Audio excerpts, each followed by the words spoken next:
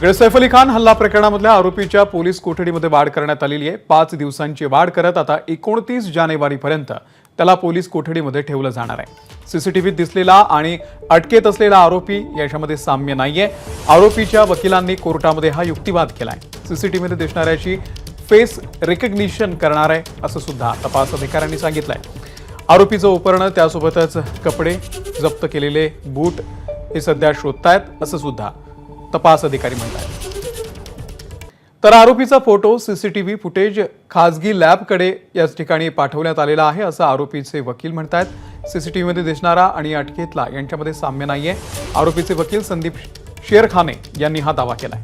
कोर्टामध्ये लवकरच या संदर्भातला आपण अहवाल सादर करणार असल्याचं त्यांनी सांगितलेलं आहे। सैफ अली खानवर हल्ला करणाऱ्या आरोपीला आज कोर्टात हजर करण्यात आला। त्याला 29 पर्यंत पोलीस कस्टडी वाढवून देण्यात आली आहे। त्यांचे वकील आपल्यासोबत आहे संदीप शेरखाने साहेबजी।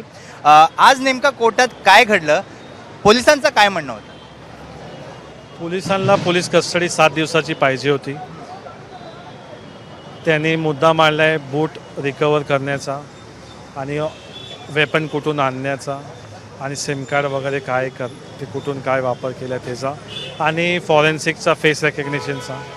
त्यासाठी त्यांनी हे मुद्दा मांडला होता। पोलिसांनी असंही काय प्रोग्रेस सांगितलेलं आहे रिमांडमध्ये कोर्टापुढे? प्रोग्रेस बघितलं तर फर्स्ट रिमांड आणि सेकंड रिमांडमध्ये काही प्रोग्रेस नव्हती। ऑलरेडी जे लास्ट रिमांडमध्ये जो इंटरनॅशनल लिंकचा आणि सेक्शन वाढचा होता ते मुद्दा आज काही वापरला गेला नाही आहे। दुसरी गोष्ट, आज सस्टेनेबल ॲक्यूजची गरज, कस्टडीची गरज नव्हती, पण तरी पण त्या 2-3 मुद्द्यावर कोर्टाने त्यांना इन्व्हेस्टिगेशन करण्याचा चान्स दिला आहे। पोलिसांचा काय दावा होता? त्यांना काय काय आतापर्यंत मिळालेलं आहे रिमांडप्रमाणे? पोलिसांना आतापर्यंत त्याचे क्लोथ्स, वेपन, सिम वगैरे हे ते सगळे जे आहे ते भेटले गेले।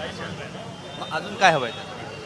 अजून त्यांचे कोण साथीदार आहेत का, कुठे काय आहे तर ते तपास त्यांचा करण्यासाठी। अजूनही म्हणताय की इंटरनॅशनल कॉन्स्पिरसीचा भाग असू शकतो, ज्या प्रकारे ह्याच्या आधीच्या रिमांडमध्ये सांगितलं होतं? नाही, आज रिमांडमध्ये तो मुद्दा नाही काढला।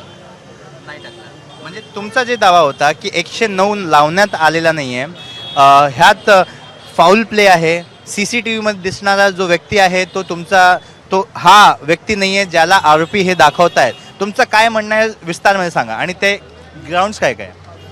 त्याचे जे फेस स्ट्रक्चर आहे आणि जॉ लाईन वगैरे जे त्यांचे डोळ्याचे, आपले नाकाचे स्ट्रक्चर जे असतात हे ते त्याच्यामध्ये आणि स्किन टोनमध्ये तो मॅच होत नाही आहे। आणि त्याच्यामध्ये जर तुम्ही ते दोन्ही फोटो पाहिला, त्या फोटोमध्ये डिस्क्रिप्शन्सी आहे आणि आपले फॉरेन्सिक टीमचे पण मी ते पाठवलं आहे रेकग्नायझेशन। त्याच्यामध्ये ते लोक बारीकीने डोळ्याचे, कानाचे, सगळ्यांचे व्यवस्थित ते बघतात की कुठे काय आहे काय नाही आहे। म्हणजे ही मला पॉईंट परत सांगा ना, तुम्ही कुठे पाठवलाय? काय प्रायव्हेट FSLC कन्सल्ट करताय तुम्ही तुमच्या क्लायंटसाठी?